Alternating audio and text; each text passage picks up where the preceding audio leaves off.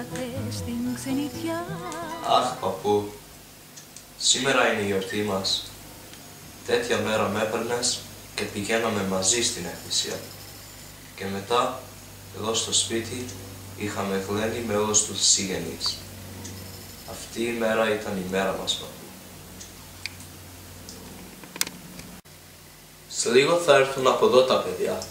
Όλοι θα έρθουν. Μόνο εσύ θα λείπεις.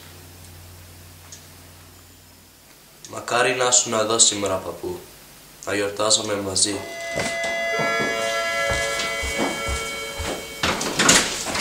Χρόνια πολλά!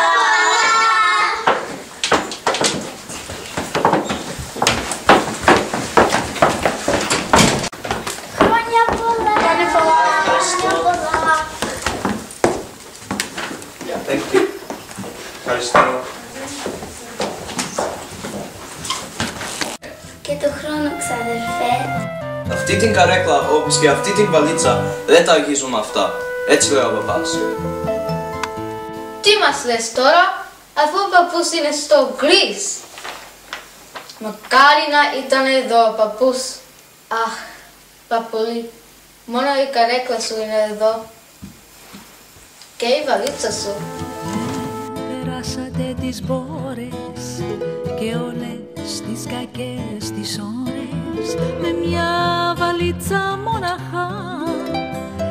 Ήρθατε στην ξενιτιά, δάκρυα ρίξατε πολλά στην καινούρια σας.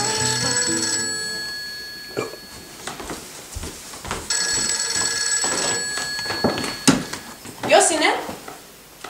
Έλα πατέρα, τι κάνεις? Χρόνια πολλά. Είναι εδώ όλα τα παιδιά. Σε σκεφτόμαστε τέτοια μέρα να είσαι μόνος σου. Τι? Ναι, τι να κάνουμε, έτσι είναι η ζωή. Έλα, πάρε το Σταύρο.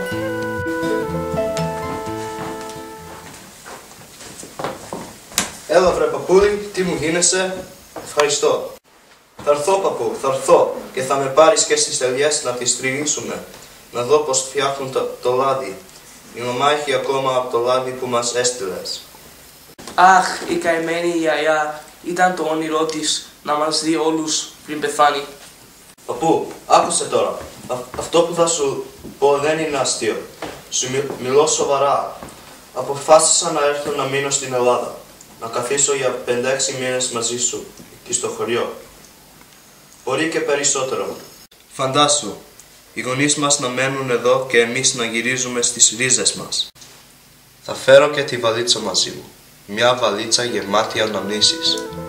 Να αράζουν στη γαλάζια αγκαλιά του Αιγαίου και της Ελλάδας. Και όλες τις κακές τις ώρες με μια βαλίτσα μοναχά. Ήρθατε στην ξενιτιά,